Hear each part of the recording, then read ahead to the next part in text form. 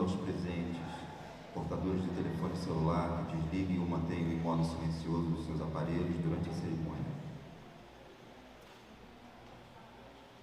Informamos que esse evento tem a participação dos intérpretes de Libras Giovanni dos Santos e Rubem Fernandes, todos da Diretoria de Acessibilidade da UFRJ.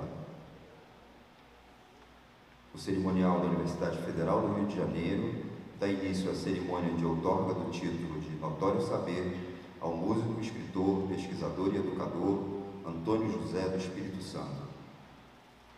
O título de Notório Saber é concedido mediante a comprovação cumulativa de distinta experiência e desempenho de atividades e ações profissionais desenvolvidas no Brasil e no exterior, que contribuam notável e significativamente para o fortalecimento do ensino e da pesquisa em determinada área do conhecimento. Anunciamos a presença do vice-reitor no exercício da reitoria da Universidade Federal do Rio de Janeiro, professor Carlos Frederico Leão Rocha, a quem convidamos para compor a mesa de honra.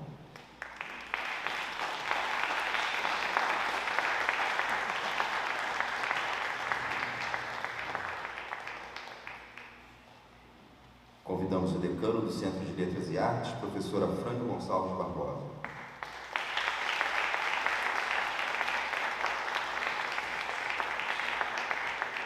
Convidamos o diretor da Escola de Música da UFRJ, professor Ronaldo Silveira.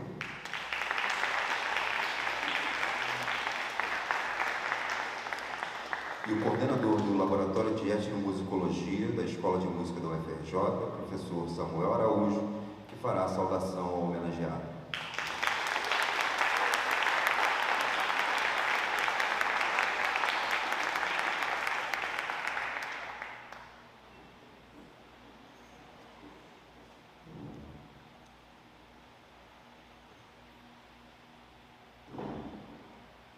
Neste momento, convidamos o professor Ronaldo Silveira e o professor Samuel Araújo para que recebam o músico, escritor, pesquisador e educador Antônio José do Espírito Santo.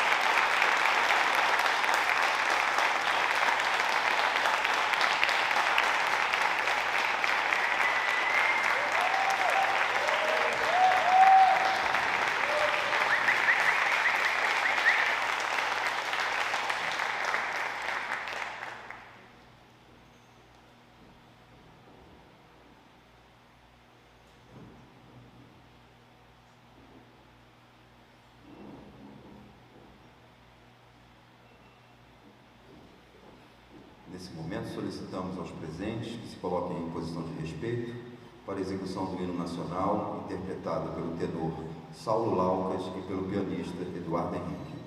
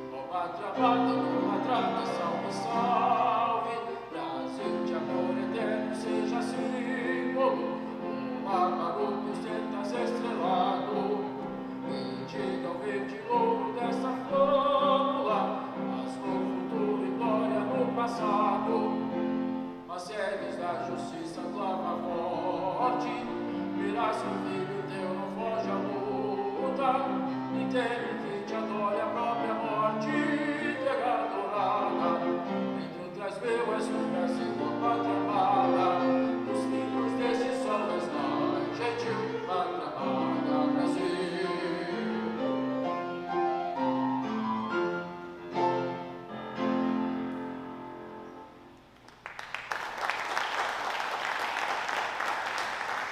Iniciamos a entrada da partitura original do hino nacional.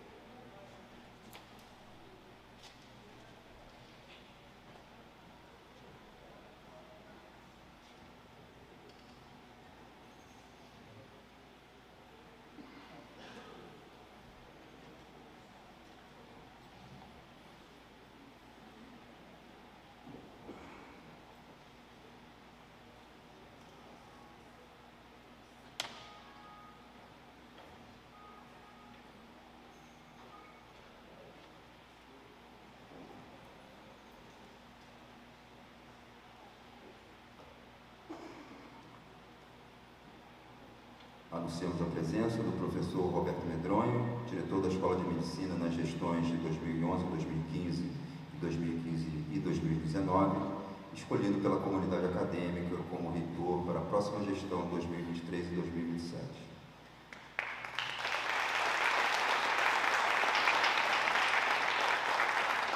A professora Cássia Turci, decana do CCMN, escolhida pela comunidade acadêmica como vice-reitora para a gestão 2023 a 2027.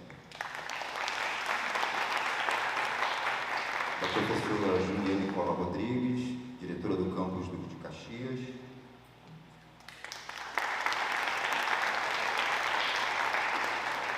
A professora Maria Clara Amado Martins, coordenadora do SEAC. O professor André Adu, superintendente de difusão cultural do Fórum de Ciência e Cultura da UFRJ.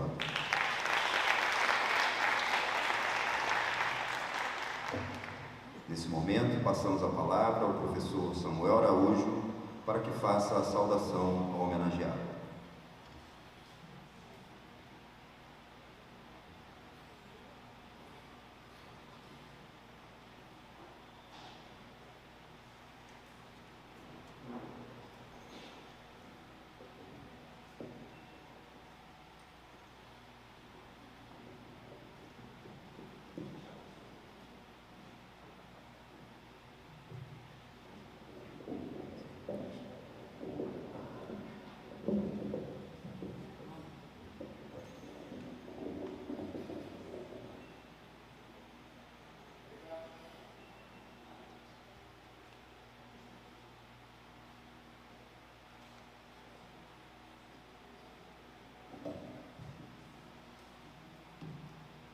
Boa noite a todas, todos e todes. Eu gostaria de fazer inicialmente um agradecimento ao magnífico reitor da UFRJ pela presença aqui hoje, ao nosso querido decano do Centro de Letras e Artes, igualmente por prestigiar esse ato inédito desde a resolução que regulamentou na UFRJ o Notório Saber, ao professor Rômulo Silveira, por toda a cobertura dada ao longo desse extenso processo de reconhecimento de algo que todos nós já sabíamos, o notório saber do nosso homenageado de hoje, o Espírito Santo, e ao próprio por ter aceito essa indicação feita por mim em nome do Laboratório de Etnomusicologia e minha querida colega Andréa Dur, que além de superintendente de difusão cultural do Fórum de Ciência e Cultura, é coordenadora do grupo de pesquisas Africania, junto ao Laboratório de Etnomusicologia, que eu coordeno, co-propuseram esse pleito de justiça acadêmica, de justiça social e de melhores tempos para esse nosso combalido país, mas que tenta bravamente dar a volta por cima, como dizia o samba. E gostaria também de saudar a família do Espírito Santo, desde muito tempo atrás, o senhor José Cirilo, a dona Geni, seus progenitores, aos seus irmãos, Virgínia, que creio que não tem o prazer de estar aqui hoje, o Luiz está aqui, vai tocar daqui a pouco com o grupo Vissung e com o próprio Espírito Santo,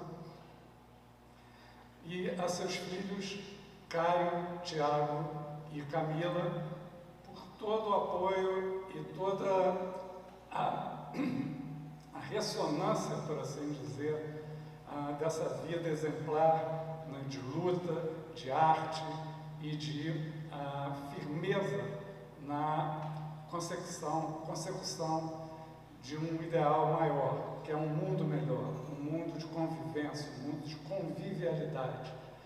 E então é um prazer muito grande, uma grande emoção estar aqui hoje com essa incumbência de saudar o Antônio José do Espírito Santo, ou como nós o conhecemos, o artista, escritor e militante Espírito Santo.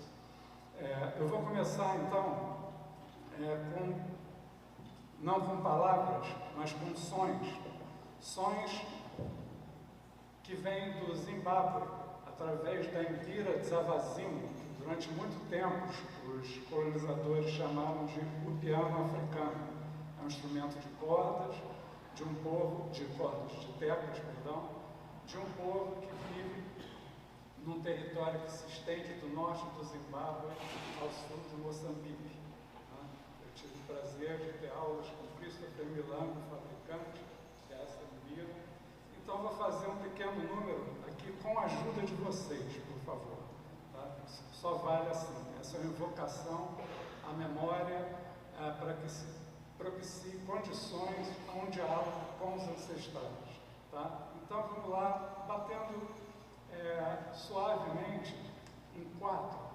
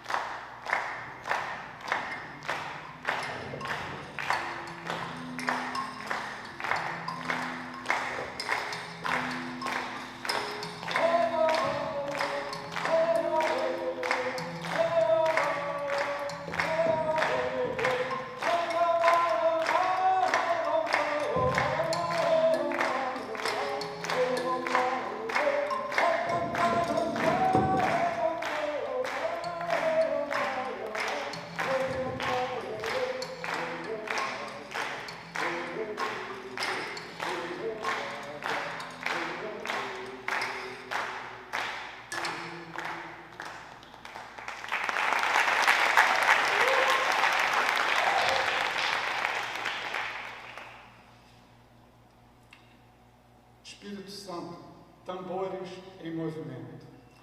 Intelectual, ser político, artista, artesão, ponte antropofágica de fluxos incessantes entre África e diáspora. Demiurgo no país dos Brusundângaras. Estas e tantas facetas e tais caberiam no ser humano que celebramos hoje por abrir os caminhos da arte, do conhecimento e da justiça, e também capaz do papo mais saboroso e swingado, à mesa de um bar qualquer, aqui, à nossa volta, na lapa de mitos e heróis famosos e harmônicos. Do intelectual que se autotraduz aos interlocutores por meio de linguagem polimorfa, abrangendo sons, gestos e escritas interpenetrantes, transborda a inquietude, a pesquisa densa e infinda dos mistérios dessa vida, tão simultaneamente festiva quanto fúnebre. Cantada em vissungos, os cantos de trabalhadores escravizados, carregadores de defuntos em área de garimpo das Minas Gerais, sob violência feroz e iniquidades várias que perduram mesmo após substituírem-se os grilhões de ferro e madeira por grilhões ideológicos de maior ou menor sutileza, até aqui de estúpida eficácia. Do ser político, a fibra de quem não se dobra ante o autoritarismo e violência dos verdugos de plantão, passando a outras gerações o exemplo de ser possível resistir ao mais aparente e irresistível furor opressivo, cultivando sensível e dignamente a semente mais tenra da verdade.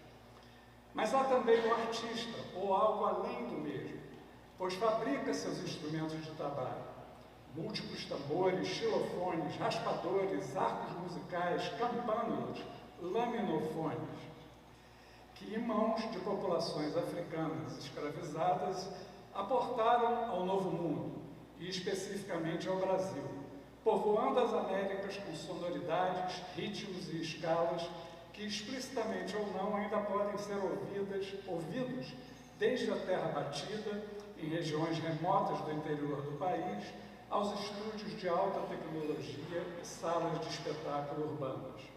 Estranho mistério este, que, aliás, só mesmo o Espírito Santo talvez pudesse nos desvendar. Que mistério é esse? Se os seus produtos sonoros são hoje onipresentes na música de difusão em massa de todas as regiões do mundo, bastando prestarmos alguma atenção aos modos de entoação vocal e organização do material sonoro, sobretudo no uso de polifonias com modelos africanos, porque a grande variedade de instrumentos de procedência africana aqui chegados, por exemplo, os laminofones, há registros desde o século XVIII desse instrumento aqui no Brasil, entre outros,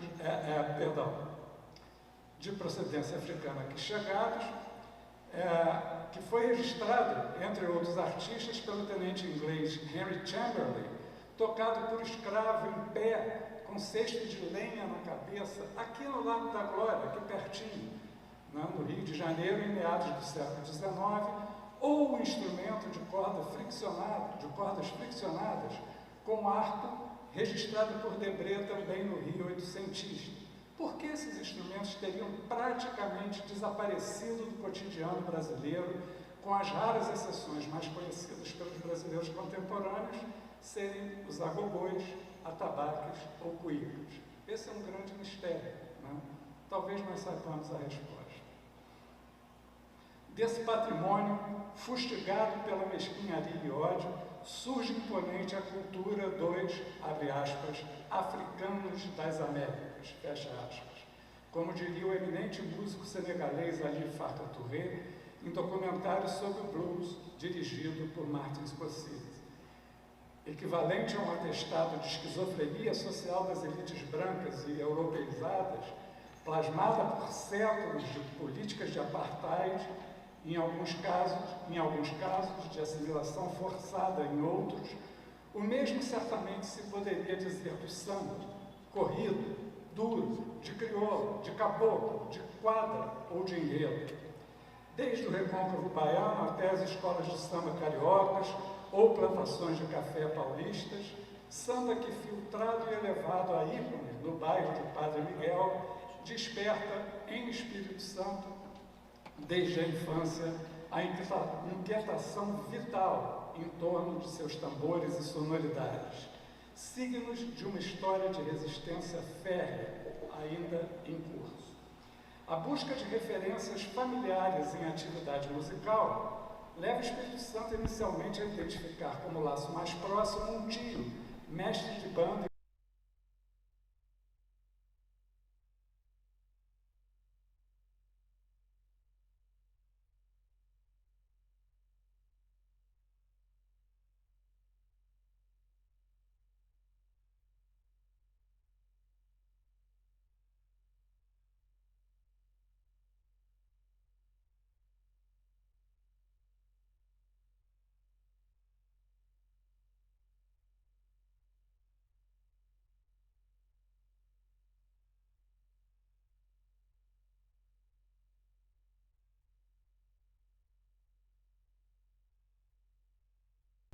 em tonalidade de tambores, uma distinção infinitamente mais sutil de diferenciação entre sons que as possibilitadas pelo assim chamado sistema tonal europeu, presente de modo refinadamente estruturado em todas as manifestações percussivas africanas.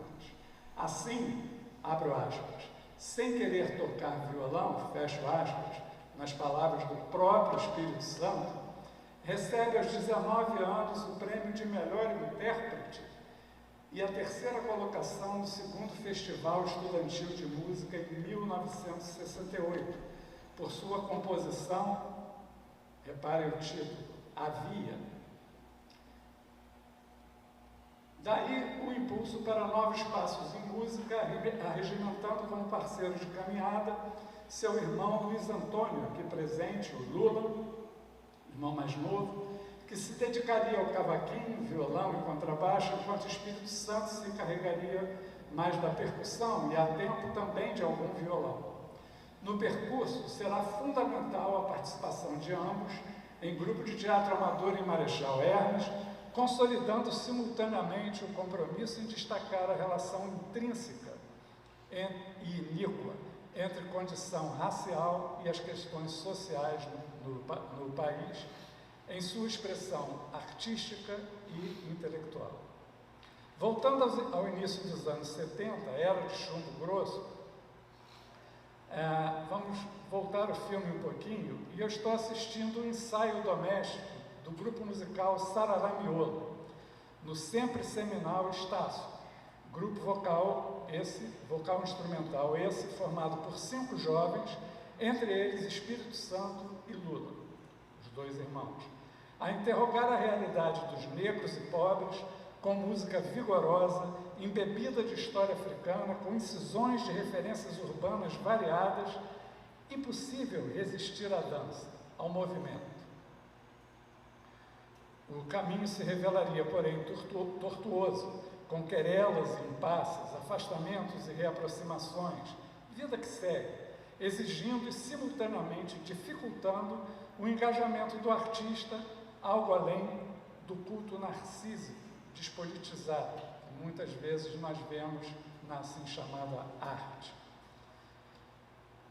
Nem ainda terminada a turbulenta década de 1970, uma nova senda se abre a Espírito Santo pela leitura de O Negro e o Garimpo em Minas Gerais, um livro clássico do escritor mineiro Aires da Mata Machado Filho, sobre a cultura dos negros escravizados trabalhadores da mineração, com indicações poucas, porém preciosas, sobre a música no contexto em questão.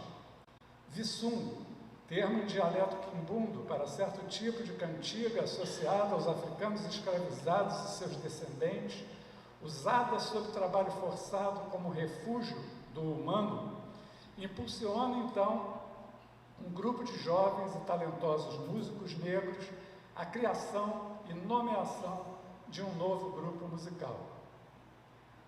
Inicialmente, as referências documentais são limitadas, mas a partir daí será sempre ponto fundamental na trajetória do artista Espírito Santo e do grupo Vissungo a pesquisa profunda e incessante, aliada à criatividade com foco, embora sem limites, como arma de ativismo cultural. Muito antes e muito além do politicamente correto de hoje, enxergando com clareza a trama perversa entre relações de produção e desigualdades raciais e sociais, não se superando um jamais sem o outro. O Vissungo se torna então passageiro de viagens incessantes entre a cidade do Rio de Janeiro e outros rincões aqui do Sudeste, mapeando os muitos amálgamas da diáspora africana em solo brasileiro, os reprocessando em música e os levando prioritariamente às áreas suburbanas pobres, inclusive aqui do Rio de Janeiro, com algumas escalas ecumênicas, em locais à primeira vista díspares, como centros espíritas ou igrejas pentecostais.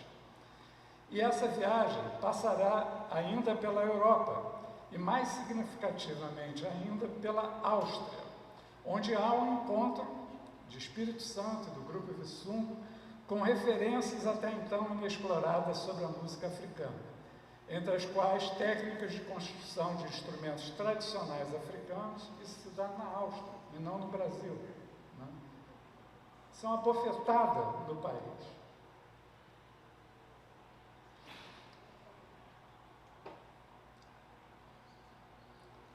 Então, essas técnicas de construção de instrumentos tradicionais africanos na Áustria passam para o Espírito Santo, são passadas para o Espírito Santo e se tornam o cerne de nova exploração criativa e social. A oficina de construção de instrumentos e execução artística desses instrumentos, a que ele deu o nome, eu acho que muito apropriadamente em alemão, Musikfabrik. Tá? Isso é um tipo de denúncia dessa situação que nós estamos expondo aqui. Recebida institucionalmente pela Universidade Estadual do Rio de Janeiro, espero que haja representantes da nossa querida UERJ aqui presentes hoje também, com passagem temporária pela Fundição Progresso, o Musikfabrik tem aberto, desde então, e até a sua edição mais recente, ainda em curso, como atividade de extensão da Escola de Música da UFRJ, em parceria com o Centro de Artes Kalush Gulbenkian, da Prefeitura do Rio de Janeiro, as portas da criação de instrumentos e sonoridades inusitadas a inúmeras e inúmeros jovens, entre os quais muitos moradores de favelas e comunidades pobres do Rio de Janeiro, espalhando a chama de África e de sua diáspora em sensibilidades despertas por seus sons em contínuo fluxo e refluxo. Em respeito aos limites de tempo desta solenidade, cumpre assinalar que essa combinação de gingado, comprometimento e erudição, em versão mais que resumida aqui, levaria o Espírito Santo a produzir em 2010 o seu opus magno, literário, o livro Do Samba ao Funk do Jorjão. Estou segurando aqui a primeira edição de 2010 e já há uma segunda em 2016, em breve haverá muitas outras, porque a cada banca em que eu estou presente ultimamente, esse livro é tido como bibliografia central aos trabalhos de conclusão. Agora mesmo, no dia 26, daqui a pouco mais de uma semana, na Universidade de São Paulo, mais uma dessas situações. E esse livro aparece como uma referência-chave. Então, ele é hoje tomado como uma das referências centrais em trabalhos acadêmicos, no debate público de norte a sul do país, por sua análise alicerçada em intensa e cuidadosa pesquisa da aventura do jongo, do samba, dos jans carnavalescos e de outros instrumentos de afirmação da negritude e denúncia do racismo em solo brasileiro, ao mesmo tempo que, na contramão de visões puristas e mistificadoras de uma nação inexistente, examina a assimilação crítica de influências de criação artística da diáspora africana em outros quadrantes das Américas e do Caribe, como o bolero, o jazz e o funk. Todas essas manifestações fazendo parte também da trajetória do samba, do jongo e das expressões brasileiras, ultrapassando visões reificadoras do que seja a nação brasileira. Sem ter a pretensão de abordagem exaustiva de tão multifacetada trajetória, noto apenas concluindo, que muito chão se cobriu desde os tambores de Padre Miguel, mas certamente ainda muito há de percorrer este Espírito Santo indômito, com membranas retesadas de amor e entrega, únicas forças eficazes na árdua reinvenção poética da epopeia humana. Muito obrigado, Espírito Santo.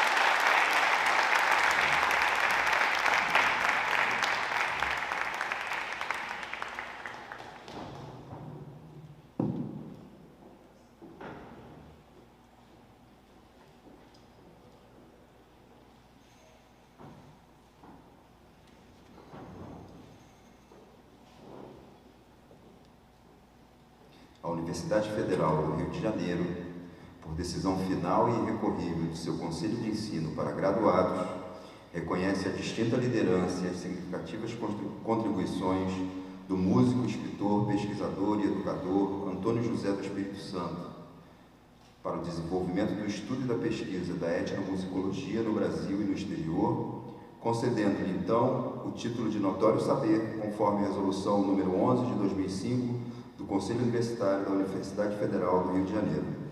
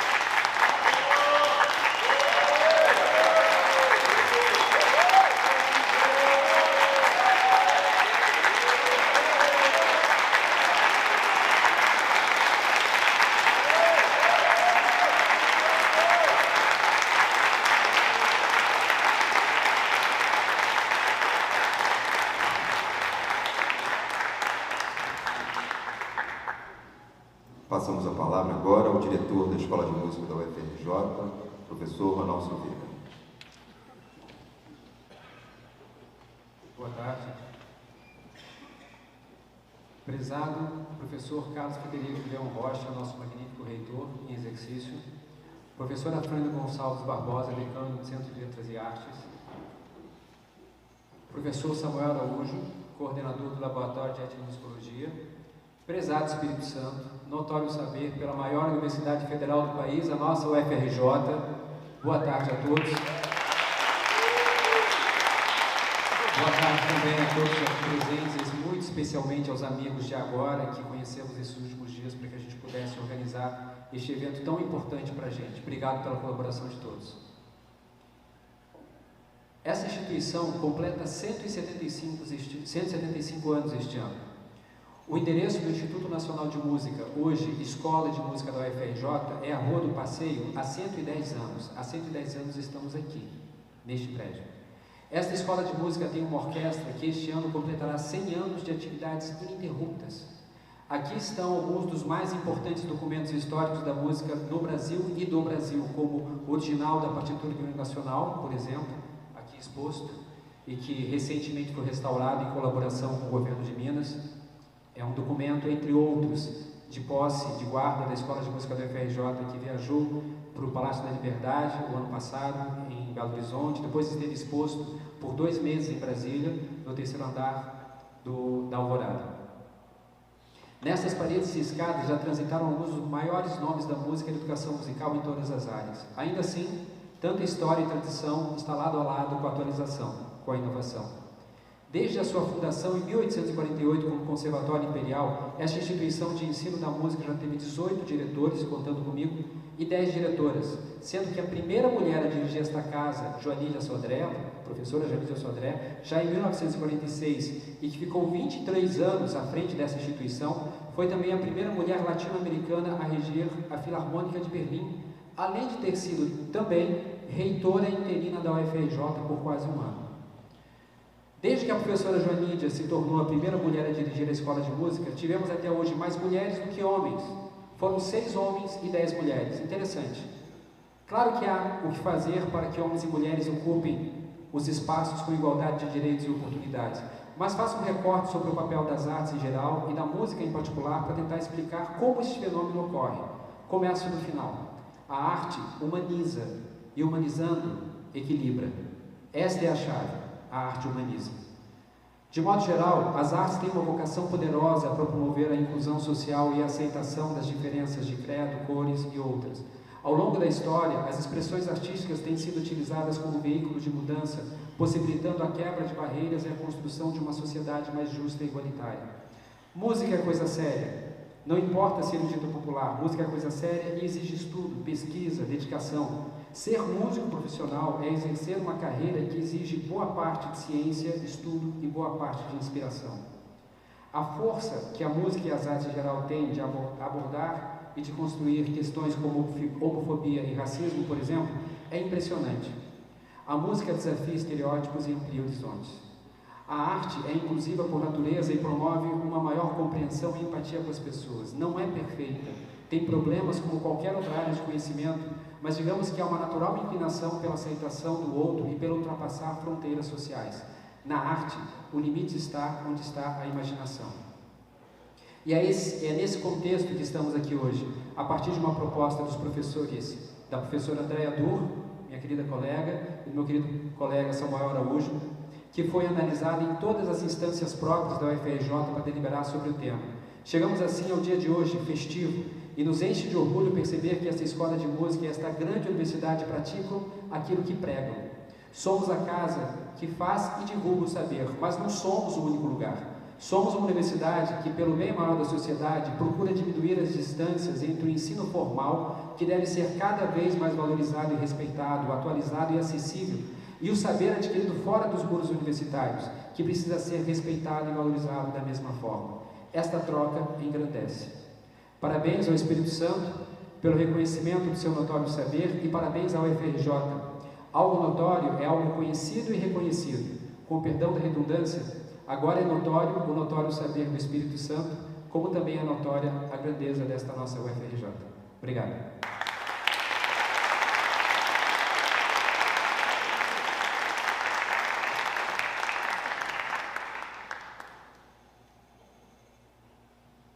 Passamos a palavra ao decano do Centro de Letras e Artes, professor Afrânio Gonçalves.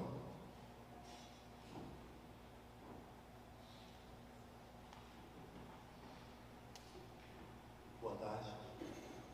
Ser decano tem essas coisas boas, a gente conseguir testemunhar a UFRJ colocando no lugar devido a memória da cidade. Eu sou de letras, linguística histórica, e quando a gente fala em apagamento histórico em termos de língua, se fala em genocídio. Não há mais línguas de alguns povos originais, não há línguas africanas faladas, porque pessoas foram mortas ao longo da história. O instrumento que Samuel mencionava, que desapareceu, é provável que tenha assumido que as pessoas foram apagadas. E eu tenho testemunhando a letras, a música, no CLA como um todo, esse momento raro de resgate e dignidade a repor no lugar de destaque notório saber, honoris causa, a poetas, no caso das letras, Carlos Assunção recebeu honoris causa, poeta de resistência negra africana de São Paulo, década de 60 e 70, agora honoris causa do Espírito Santo, retomando e colocando no lugar o que foi sendo apagado. Eu fiquei muito feliz ao conhecer a história do Espírito Santo e a ver a trajetória dentro do país, dentro do subúrbio carioca e fora do país, porque eu me encontro nela. O testemunho registrado por Dom Filó, por exemplo, dos bares funks, Marechal Hermes, Madureira, tudo isso que eu vivenciei e vi, e não vi registrado, e não vi destacado na universidade, começo a ver agora destacado, revivido e reverenciado. Por isso, eu os saúdo, com muito respeito, a história que você construiu, e saúdo ao reitor, ao diretor, ao Samuel, por me dar e nos dar essa oportunidade de resgatar, pôr no lugar certo e provocar, a partir de então, provocar, a partir dessas histórias, implicações na cidade e no país, pondo as coisas no seu devido lugar. Obrigado.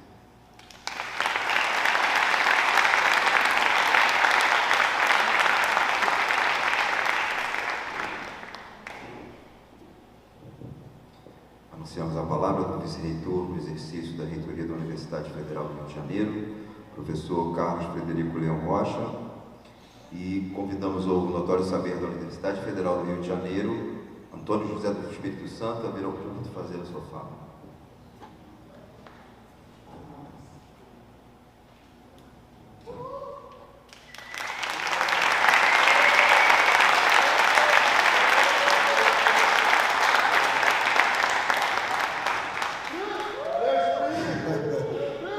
Nada a declarar, né? Ou seja, individualmente a emoção é enorme, né? Eu devia ter escrito alguma coisa, mas achei que eu não seria capaz de retratar na escrita, né, o momento que passo aqui nessa solenidade, né? Eu acho que vocês estão diante de duas pessoas.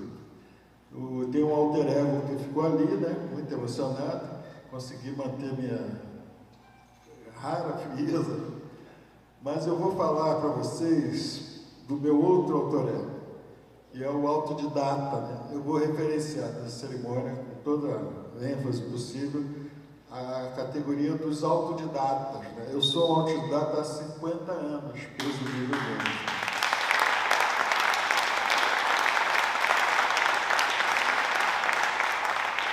E nesse ensejo dá uma breve descrição para vocês do que é um autodidata, né?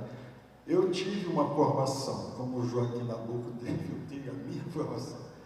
A minha primeira orientadora foi uma senhora muito guerreira, né? Filha de um pracinha da Segunda Guerra Mundial, que faleceu muito, assim, rapidamente do pós-guerra, né? Ele me deixou com 4 anos de idade, né? Essa senhora teve, por razões diversas, né, problemas diversos, vocês podem imaginar, ela tinha 29 anos na época, né? Ela teve que me colocar dos 3 filhos, 4 na verdade que éramos, eu sendo o mais velho, fui colocado um eufemismo ridículo, né, da era getulista, e fui colocado num colégio do SAM. O SAM é o Serviço de Assistência aos Menores, etc. E tal. A minha formação, meu ensino elementar começa ali. Eu fiquei cerca de 5 anos interno nesse colégio, que era, na verdade, uma prisão, né, infantil, né? E nesses 5 anos, lembrando agora, né, recentemente, eu me dei conta de que eu tive uma única professora nesses 5 anos, né, e que foi por uma coisa de meses, né?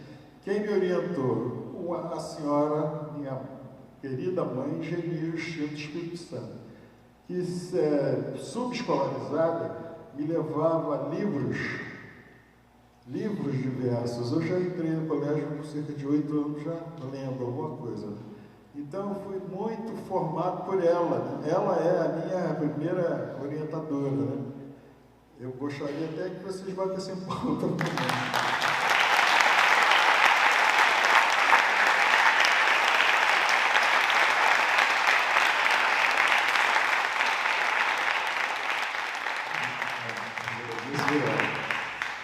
Segunda fase, eu quando saio, é o segundo episódio já adolescente, né? Tento estudar de diversas maneiras, frequentei colégios, né, interessantes e tal, mas as dificuldades diversas, né, que são comuns a todo autodidata, e por isso são autodidatas, né? Eu tive que terminar essa minha primeira formação fora da escola. Eu me formei sozinho, né? Então, o primeiro, que a gente chamava na época de primeiro grau, eu fiz cursos supletivos, né? Cerca de 1 ano, assim, estudando sozinho. E o segundo grau também, né? Então, eu sou um autodidata profissional. A concessão de títulos de doutorado por notório saber é uma instituição que eu conheci desde cedo, né? Já nos anos 80, fazendo já alguma pesquisa, né? Eu me lembro que o amarelinho era um point de pessoas, de artistas, etc., de estudantes também, universitários, né? E nessa área de ciências sociais, que eu milito, né, há muitos anos, né, eu ouvi pela primeira vez a palavra notório saber, que era dedicada a pessoas que esses universitários na época achavam assim importante, né, sabedores de alguma coisa. Mas me causava muita surpresa porque eu era tão jovem quanto eles, né? E era meio estranho, né, para mim. Éramos negros, isso era uma questão importante, e todos os universitários eram brancos, né? A questão, essa dicotomia entre branco e negro aparece aí, aparece também já nesse segundo momento, a privação do acesso à educação por parte de pessoas negras no Brasil. E a gente testemunhou isso, assim, rapidamente, né? Foi, inclusive, o fato de ser tão assediado, né, por universitários, querendo entrevistas, etc. e tal, e eu próprio me estimulei e comecei a pesquisar avidamente, né, já nesse momento, né, e inventando uma metodologia, que é o ponto mais importante que eu gostaria de colocar. Existe uma metodologia de educação que é criada por autodidatas no Brasil. O título de doutorado de saber é um doutorado, vocês devem estar cientes disso, né? Ele sempre foi colocado por leis, etc. e tal.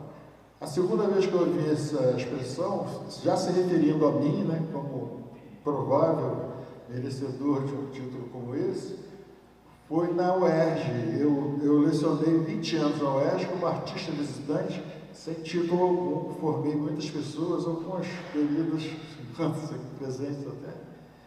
E nesse momento ainda, já adulto, a privação do acesso à educação me colocou nessa situação. E eu estou falando em nome de todos os autodidatas do Brasil. O Brasil tem hoje algumas tendências a se democratizar do ponto de vista da educação, uma grande iniciativa que foram as cotas raciais. Mas é preciso entender também que não temos um corpo docente nas universidades gerais do Brasil capaz de compreender e de trabalhar de forma assim, efetiva, né, com uma clientela que vem de culturas diferentes, né? Aí me veio a intenção de passar a estudar mais profundamente essas questões todas ligadas às nossas origens, né? Afinal, somos mais de 60% de negros no país, né? E acabei inventando uma metodologia que, a partir da escrita, né, de algumas relações gerais assim com acadêmicas, né, como o Samuca, por exemplo. Eu e o Samuca somos um símbolo desse caminho, dessa dicotomia, né? Começamos juntos a estudar música com Guerra Peixe. Samuel virou um acadêmico, hoje é um famoso etnomusicólogo, né, mundialmente famoso. E eu segui por outro caminho, também criando a metodologia, e nos encontramos aqui hoje, no mesmo lugar. Acho que merece uma pausa, assim.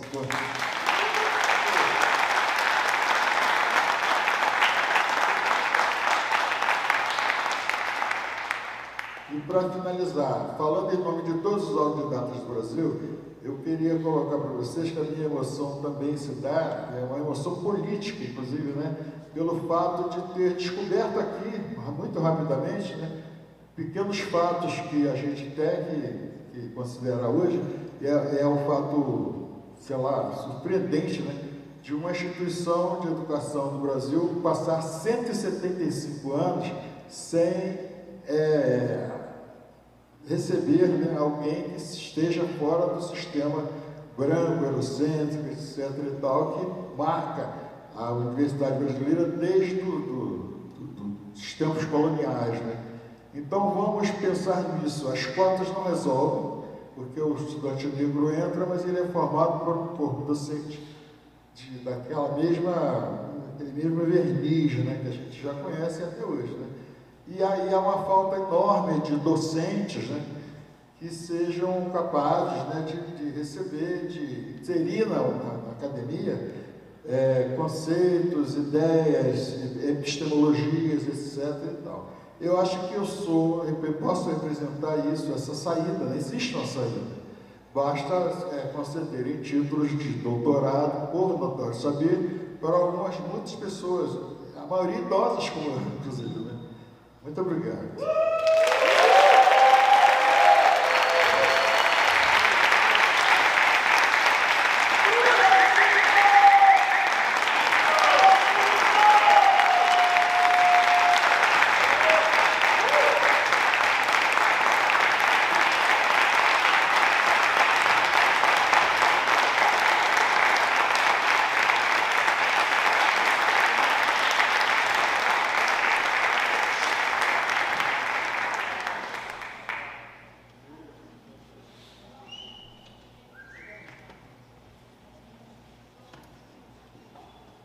Nesse momento teremos uma apresentação do Notório Saber, Antônio José do Espírito Santo.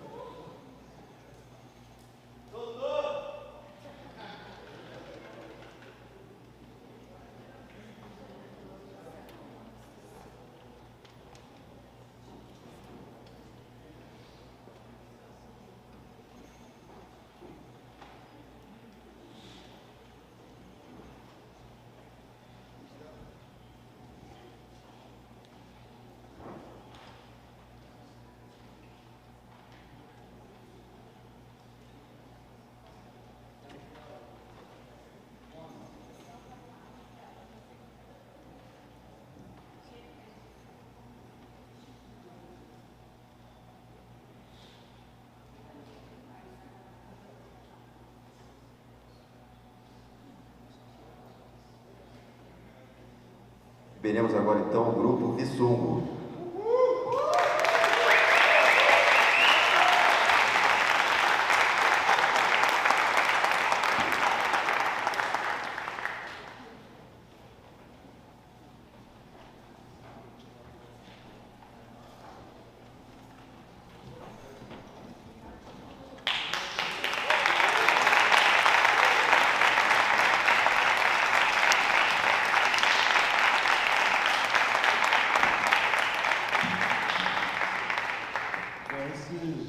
Muitos idosos, né? A gente está junto há 50 anos, né? Quase 50 anos, a banda, né? O Samuel falou muito bem sobre isso, né? E a gente faz um trabalho que é parte da minha formação, esse trabalho está inserido, além das pesquisas de campo, dos textos, etc. E esse trabalho se propõe a fazer uma leitura moderna, né, do que é a África, a música africana da diáspora, né, principalmente aqui da América Latina. Frisando que, para quem não sabe, a música africana tem em si mesma a intenção da modernidade, né? E aqui no Brasil a gente tem uma tendência assim, muito grande a pensar no passado, né, no primitivo, etc. Como se a África fosse, a música africana fosse isso, mas não é, absolutamente. Então, com vocês, Grupo Vissungo.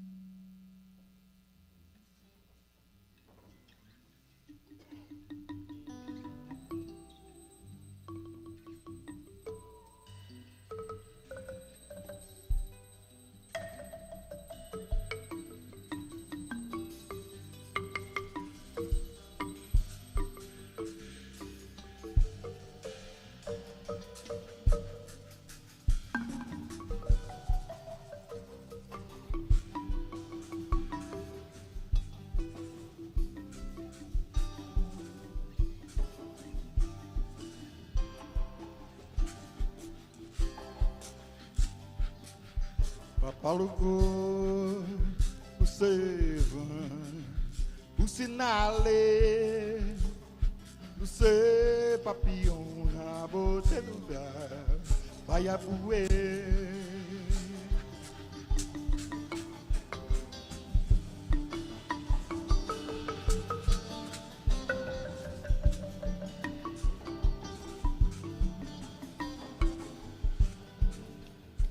Papalocô, você vai, você na lei, você papiona, botenuda, vai a boer.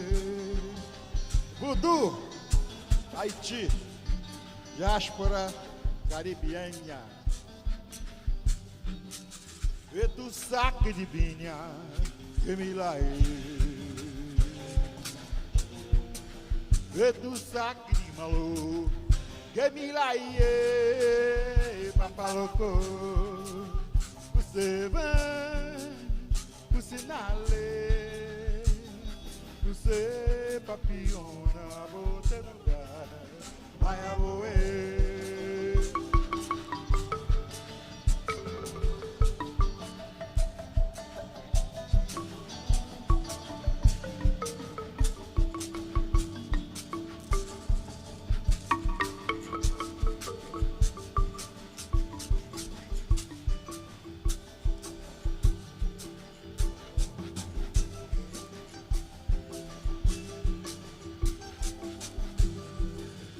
Papalocô, você vai, você na lei, você papiona, bote no lugar, vai a roer.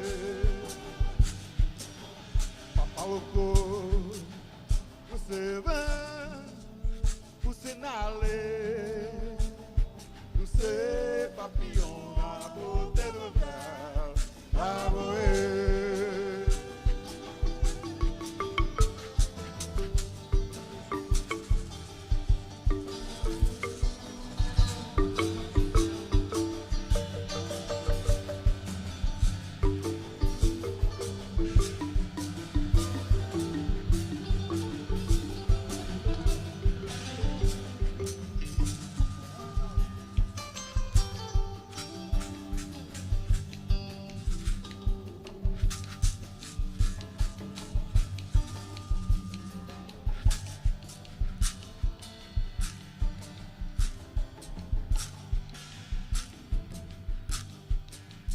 Papalocô, você vai, você na lei, você papiona, bote no lugar, vai a roer.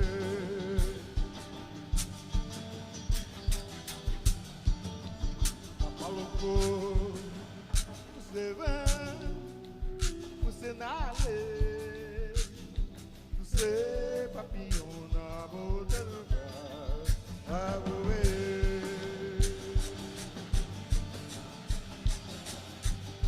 Ai o papalocô, ai o lupiraô, ai o papalocô, ai o lupiraô, você na lei, você papiona, botelona, vai a moer.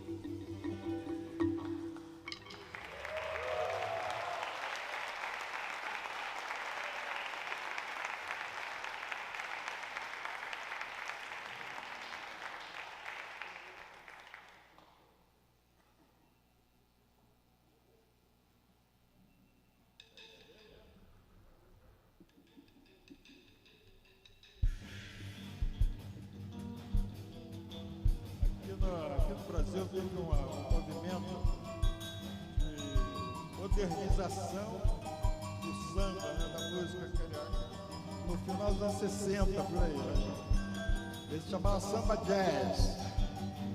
E o movimento composto com a maioria de negros, músicos negros. Né?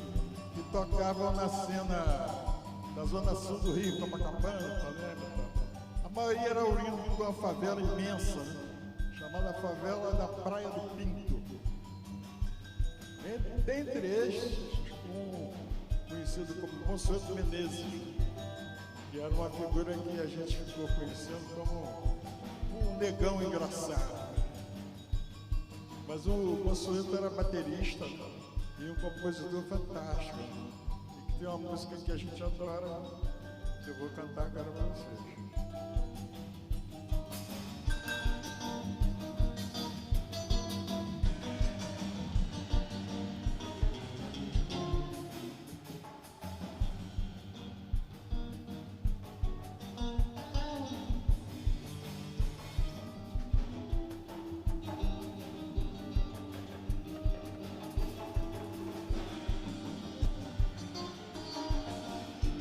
Se você não me queria, não devia me procurar, não devia me iludir, nem deixar eu me apaixonar. Se você não me queria, não devia me procurar,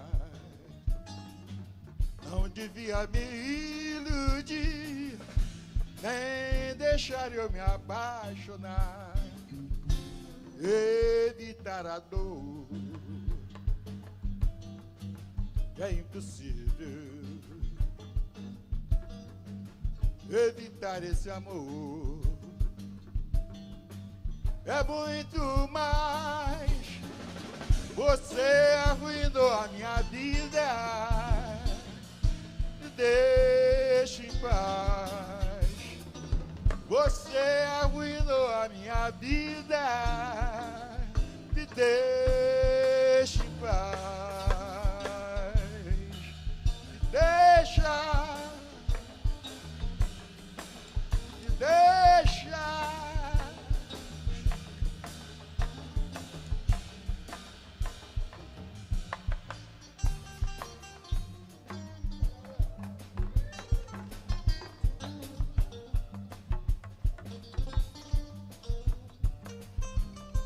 Reinaldo Amâncio.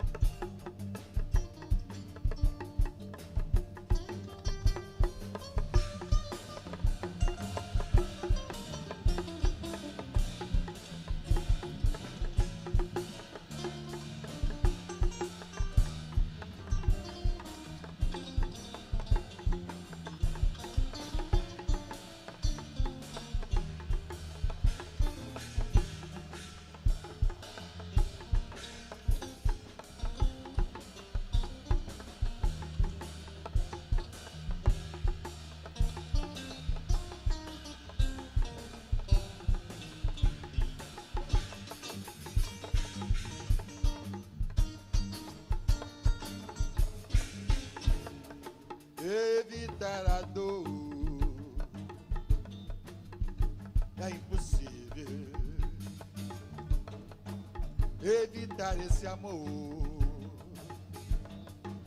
é muito mais, você arruinou a minha vida, me deixe em paz. Você arruinou a minha vida, deixe em paz, me deixa, me deixa.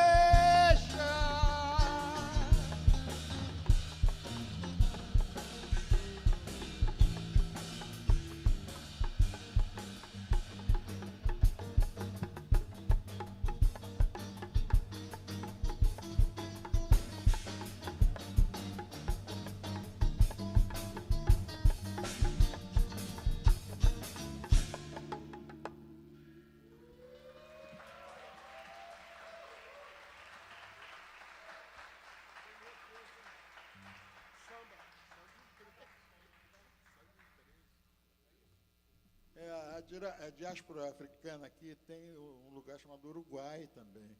As pessoas devem saber que tem lá. A coisa mais visível lá nessa questão é o candombe, né? E a gente vai tocar uma canção moderna também, né? De um grande compositor uruguaio chamado Rubem Rada. Candombe para Gardel. Tango e candombe.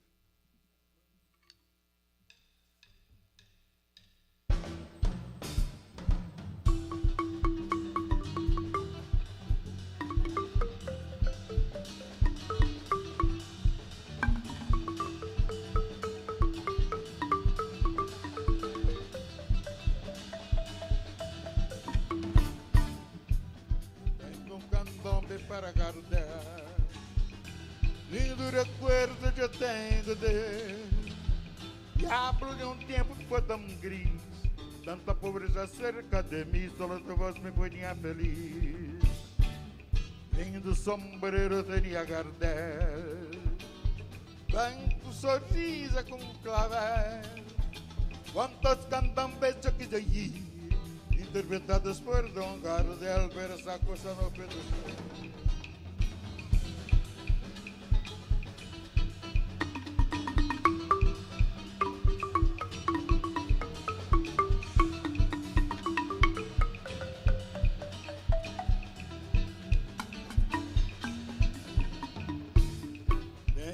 Sorriso para Gardel,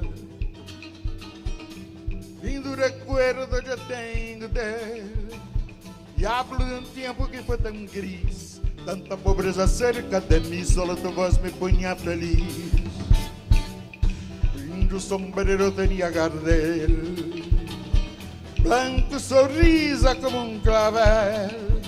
Quantos cantambes eu quis ir, interpretadas por Don Gardel, pero esta cosa no pudo ser. Los muchachos de la Baja Calera, y sentimos el candombe bien, bien. Nos sentamos a cantar en las veredas, con tambores al tango de Gardel. Y una muchacha que pasaba, olhando el tamboril, suavemente me decía, que calor hace en abril.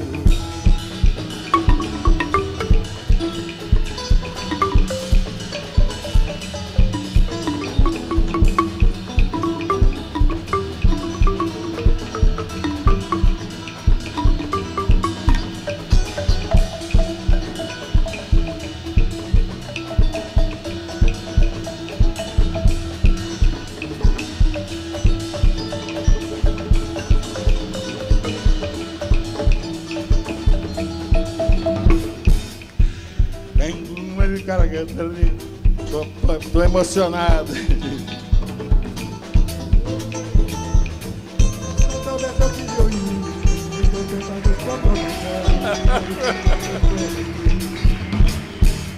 Lindo sombreiro tinha Gardel, branca sonrisa como um clavel. Quantos cantambes eu quis ir, interpretadas por Don Gardel, pero esa cosa no pudo ser. Los muchachos de la Baja Calera, y sentimos el candombe bien, bien. Nos sentamos a cantar en las veredas, con tambores algún tango de Gardel.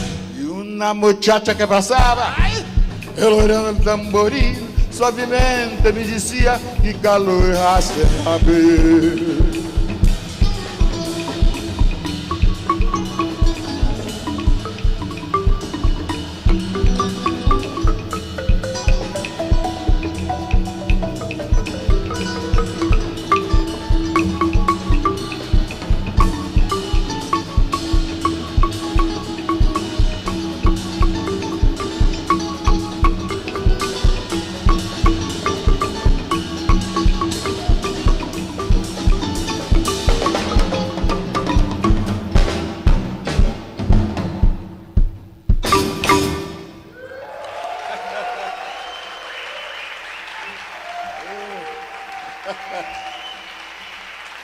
Eu segurei até agora, mas bateu um lance, o alter ego errado.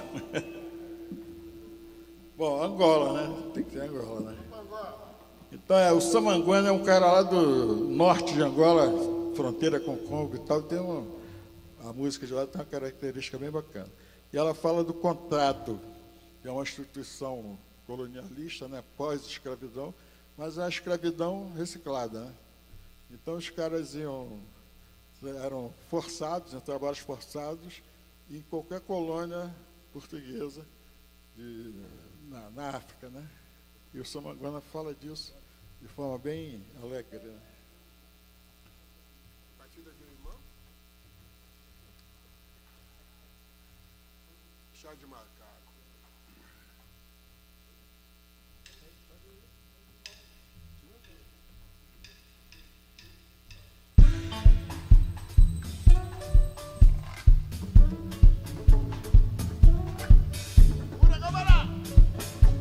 Se quiser dançar, pode, tá? Não paga nada, não.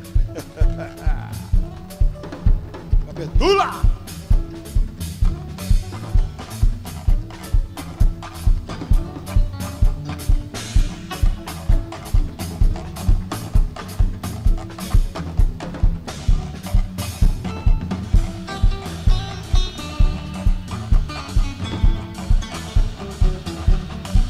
Puxa, camarada!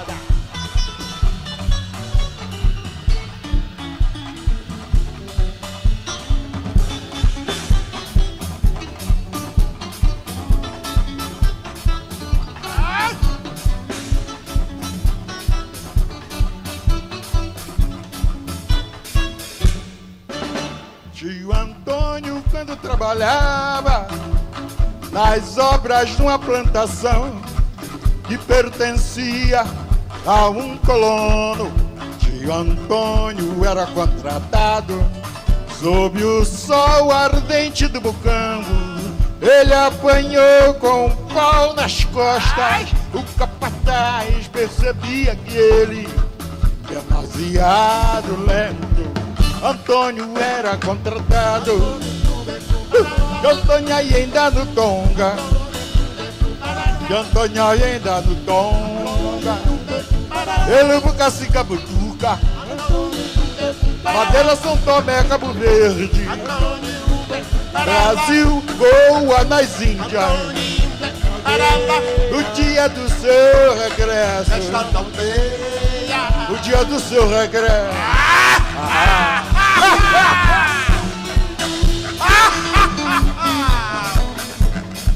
Segura, camarada!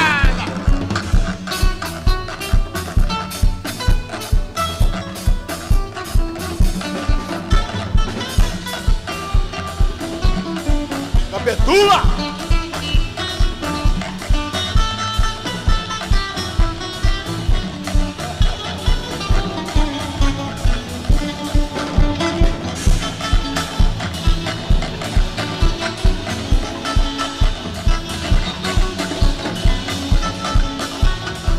Amanso!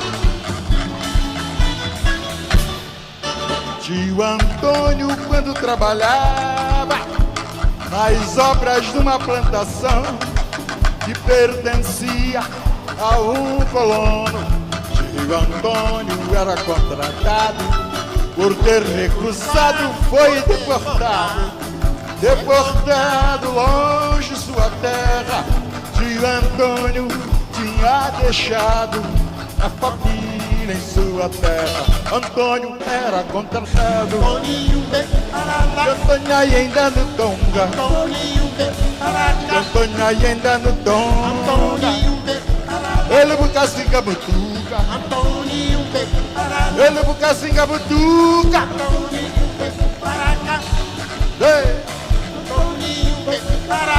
O dia do seu regresso, o dia do seu regresso.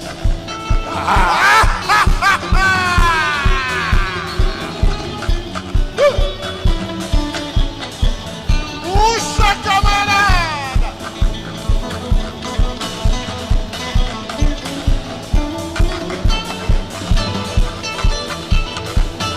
Ninguém dança aí não, cara. Ai!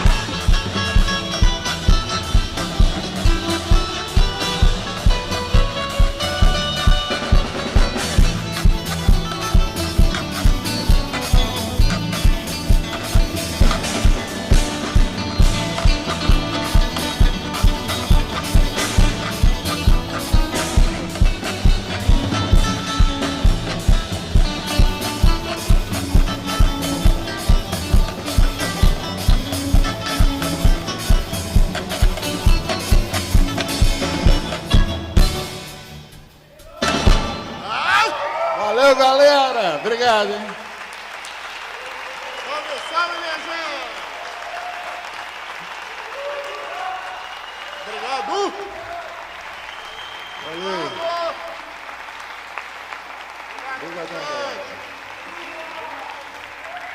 Obrigado, minha gente. Obrigado.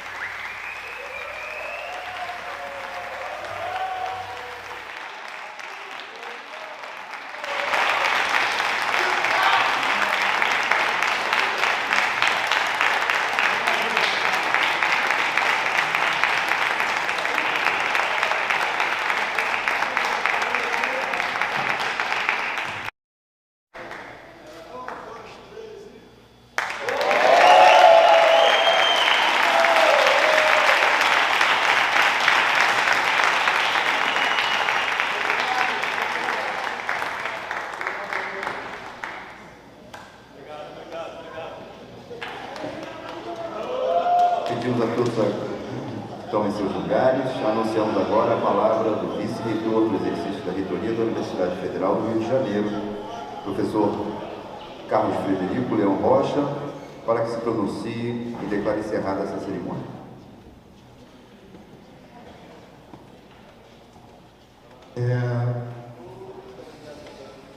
Excelentíssimo decano, Afrânio, excelentíssimo diretor da Escola de Música, Ronald, o nosso professor Samuel Araújo e o nosso novo doutor, professor Antônio José do Espírito Santo.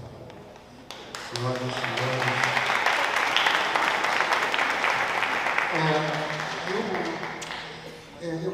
eu queria iniciar assim, agradecendo a iniciativa do Samuel de concessão da professora Andréia, tá?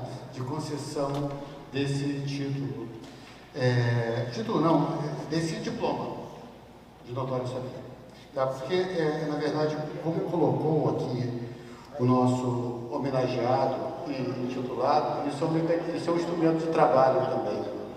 É um reconhecimento, não é só um reconhecimento, tá? E isso tem a ver com as nossas, com a instituição, né? Toda vez que eu vejo uma manifestação como essa e estou numa cerimônia como esta, que nós fizemos algumas cerimônias com título de doutor honoris causa concedidos a pessoas que vêm da cultura popular. Mas esse tem um significado diferente, tá? Porque, como colocou o nosso homenageado e intitulado, o doutor Espírito Santo, isso é um instrumento de trabalho, é um direito que ele adquiriu por ser autodidata. Tá? Então, ele é bem diferente dos outros. E é a primeira vez que nós fazemos na universidade inteira, tendo essa autorização desde 2005. Então, é de uma importância ímpar o que nós estamos fazendo aqui hoje.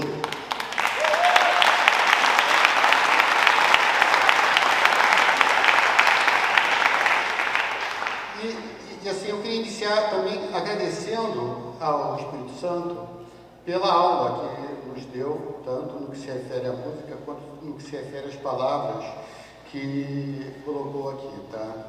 Eu vou dizer o seguinte, eu aprendi muito hoje, tá?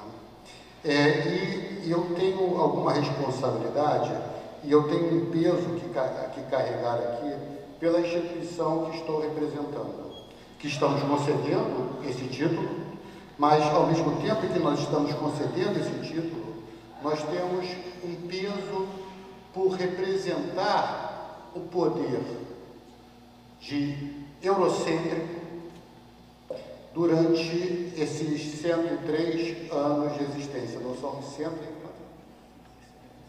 175, né? Nós somos 205 no Museu Nacional, nós somos 103 anos em que nós carregamos a herança eurocêntrica e a imposição do saber eurocêntrico sobre nossa gente. Então, o que eu queria colocar aqui é que nós estamos e nós carregamos a imposição de uma forma de aprendizado e uma forma de saber sobre as demais. E que essa ação vem se dando sem nenhuma reflexão sobre as consequências de amassar cultura, sobre as consequências de reduzir o conhecimento produzido de outra forma. Quando eu hoje de manhã, a gente esteve numa cerimônia, o Roberto Bedoni também estava, de inauguração do NEDIEI, e foi citada a Universidade de Humboldt, que não deixa de ser uma torre de marfim. Tá? E, na verdade, como a extensão entra na Universidade de Humboldt, tentando corrigir algumas falhas dessa universidade, e, na verdade, é a necessidade de justificativa no ambiente democrático. Eu acho que é fundamental a reflexão de que nós estamos justificando, a necessidade de nos justificar perante a existência de um sistema democrático em que nós temos que nos demonstrar úteis não só para nós mesmos, mas para a sociedade como um todo. Toda vez que eu vou a uma cerimônia que tem algum tipo de reflexão sobre nós mesmos, eu vejo crescentemente a necessidade de nos justificarmos e justificar a nossa existência. Isso vem da democracia. É fundamental. Fora da democracia, não há essa necessidade. Fora da ideia de, olha, por que eu estou financiando, por que eu estou pagando a essas pessoas para estarem ali, que não seja para alimentar o seu auto-saber.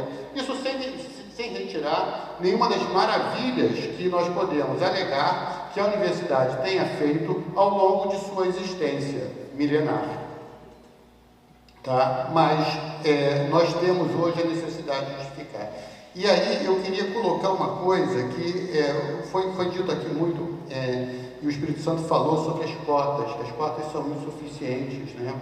E eu fiz isso na inauguração do Alzheimer, é uma coisa horrorosa, né? Aquele NEABI, eu falei isso no NEABI, né?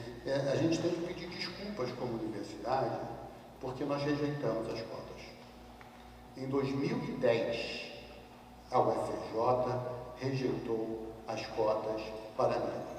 O Conselho Universitário da UFRJ votou contra. Então, a gente tem que refletir essas questões, né? Porque isso faz parte da falta de necessidade de se justificar. Tá? Não, com a ideia lá do Gilberto Freire, não, isso faz parte da nossa cultura, com uma ideia de origem marxista, não, isso é um embate de classes, tá? E não é bem assim. Tá? E eu queria dizer um pouquinho mais.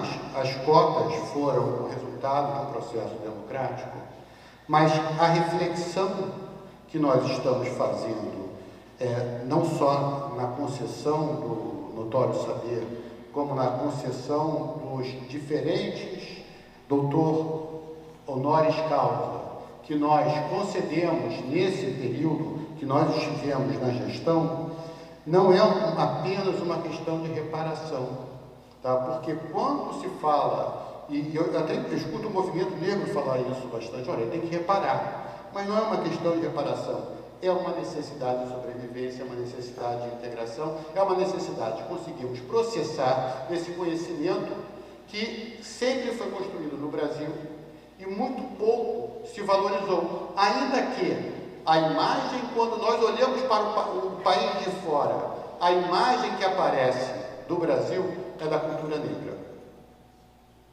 Então, eu queria, assim, mais que qualquer coisa, doutor Espírito Santo, é agradecer ter aceito.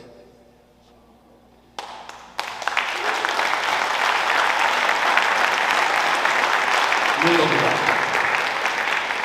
E com isso eu queria encerrar a nossa cerimônia. Muito obrigado a todos.